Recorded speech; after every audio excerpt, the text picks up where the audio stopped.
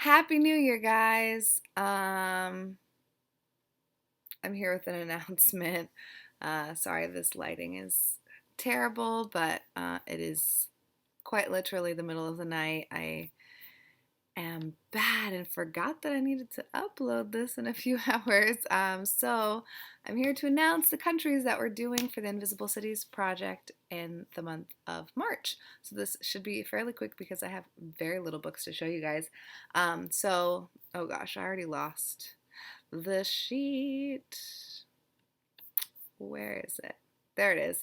All right, so for the month of March, we will be focusing on Iraq, Mexico, and Libya, which is really exciting. Don't switch. I don't know what happened. It is really, really exciting because I don't really have any books from these countries. So I'm very excited. I tried doing like a little search. I need to create a master spreadsheet of all of the books that I've read. I just have them like grouped individually by year. So I tried searching um, in those spreadsheets for Iraq, Mexico, and Libya to see if I had any books that I had read that I could recommend. Um, and only a few popped up. I'm actually really surprised that I haven't read that many books from Mexico. So the and nothing from Iraq and nothing from Libya, and I don't own anything from either of those countries. So if you have any recommendations, please let me know. I'm sure that there are plenty of recs like on our Google sheet. I just haven't gotten there yet. On that note, I will link our Discord group and our Google sheet down below that has like a ton of resources if you want to participate. You should join us on Discord. It's so exciting. I feel like frequently there's like a few pings of new members being added, and it's so much fun. There's different like channels for different discussions that are happening, and I'm having a blast, and I feel very blessed and like lucky and very happy that I have this community of humans. But anyway, so I'll just talk about a few books that I've read recently that I could find in my spreadsheet that are from Mexican authors. The first one is I think it's Pedro Paramo, maybe. And I should have the author's name, but I don't. So I'm just going to insert a picture of the book right here. I read this, I think this is the oldest one that I read. Maybe I read this in 2015. And I did not rate this high. I gave this 2 stars. I will say, while I was reading it, I knew that I was going to have to reread it to like find out if I actually enjoyed it. Like I could tell while I was reading it that it was going over my head and I was not understanding it. And coincidentally, I'm actually going to be reading this book next month in February for the Reading Latines group. That Danny is doing also in a separate Discord group that I will link below. So that one is more of like a book club where we're reading a very specific book each month, as opposed to like just reading free for all from a specific set of countries. And so that is the book that we voted for to read in the month of February. So I will be rereading it in February, and we'll see if I like it. Um, I, I'm wondering if part of my hesitation is that maybe because it is quite a slim book, and I'm wondering if when I started reading it, I thought it would be like a quite easy book. I feel like we all, I constantly think that just because something is small, that means it's going to be quick and easy, which is extremely inaccurate. And so I'm wondering if part of the reason I didn't like it is because I was expecting it to be a quicker read, and it was a lot denser and more difficult to read than I was anticipating. So I'm looking forward to rereading it, and then when I'm done, I will hopefully be able to either recommend or not recommend. It is a very famous book, though, so hopefully I like it. If not, oh well. And then one of the other books that I read was Signs Preceding the End of the World. I think that is the name of the title. I should have like something up right here that has the books, but I don't. And this is by Yuri Herrera. And I read this, I think Nicola from Robotnik, she was the one that was reading this. And then this author has another book or two, and I absolutely loved this book. It is basically like an immigration story of a young woman coming into the United States. I think it's been a really long time, so don't quote me. But it is so good. It's so beautiful. The writing is so good. I'm actually thinking that I'm gonna buy some more books by this author for March. because his writing just really, really worked for me. It was beautiful. And then the last one is Like Water for Chocolate by Laura Esquivel, I think. And I'm not saying any translators, and I'm sorry. So hopefully I will have written the translators' names down here below because I forgot because I don't have the book with me.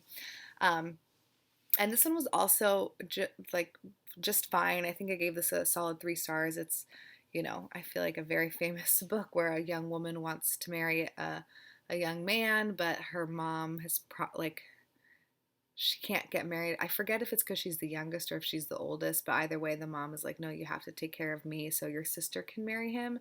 And then she becomes very emotional. And so when she's cooking, the emotion that she's feeling gets imbued kind of in the food, and then the people that consume it have like kind of partake in that. So it's a little like magical realism-y type stuff. And I thought it was just fine. I think it was kind of irritating. Like I was mad at the guy. There's like some, classic misogynistic type things in the book.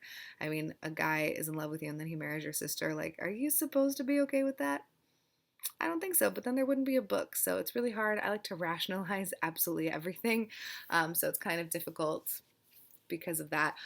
So I know it's just a book plot and I shouldn't be like so uptight about that kind of stuff. But I think there's a couple of things like that that really, really irritated me. But in general, it was good. It was just, pretty basic, classic type book. So those are the only books that I have read that I can recommend to you off the top of my head right now, just from that basic little search. So I'll show you a few books that I have, literally a few. The first one is, oh my gosh, I've got an itch. Oh yeah, that feels good. Great. The book of Anna by Carmen Bulusa. Bolusa. I have no idea how to pronounce that last name. And it's translated by Samantha Schnee. And I actually purchased this for another project. And I haven't even hauled this yet because I got this in December. But I bought this for the Indie Press Project. It is a coffee house press, and we're doing coffee house in April. So I'm going to be reading this in April, so I cannot read this. I guess I could technically read it in March, but I don't need to put more pressure on myself, so I'll just save it for April. But it is, I have, plus I don't really think it takes place in Mexico. It has to do with Anna Karenina. I was looking briefly, and it had to do with like the children or the child of Anna Karenina. I'm not 100%, but anyways, I was just looking at it and it looks like Michael from Knowledge Lost has read it and rated it highly, so that is encouraging because I trust his opinion in books. And then I have Lost Children Archive by Valeria Luiselli, and I don't think this is translated.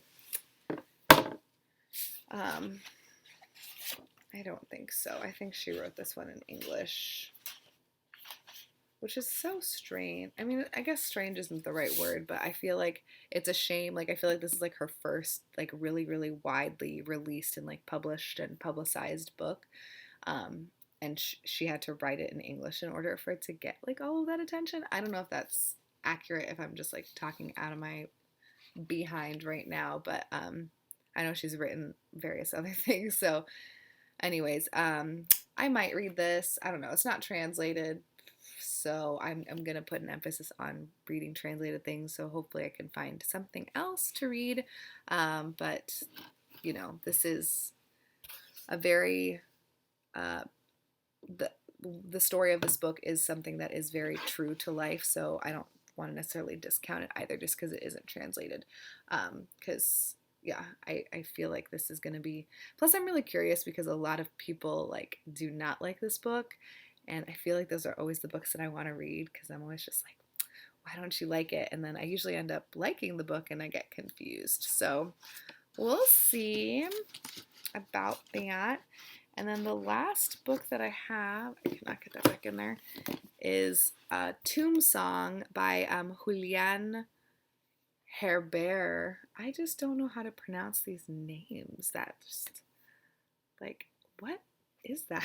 This is translated by Christina McSweeney, and this is obviously an arc. I think I got this in a Powell's Indispensable subscription box many moons ago, because this came out, well, not that many. The publication date of this is March 6, 2018. I personally hate ARCs, so if I like this, then I might just buy myself a copy of it and give this away. So who knows? I have no idea what this is about. So that's all the information that I have. But it's a Grey Wolf press book, so I trust Grey Wolf. So that is it. I have no idea what I'm going to read for the other countries. I'm kind of like these last few days, I've just been like really focused on getting my bullet journal ready for 2021, and that's all I've been focusing on. So I have faith and confidence that I'll find many books that I can get that will take play or be by Iraqi and Libyan authors, and I'm very excited to start researching that this weekend. So please join us if you are at all interested in reading books from around the world. Again, it is really low key and super, super fun. You don't even have to read any books if you don't want to. Obviously, we're emphasizing translated literature just because there's not like a ton of people reading translated things on YouTube or BookTube. But we're also going to be watching movies and eating food and listening to music and just like generally trying to like get to like know other countries a little bit better, especially since nobody can travel right now. At least nobody should be traveling right now. So yeah, Happy New Year. I hope everyone is happy and safe and healthy. I'll talk to you guys later. Bye.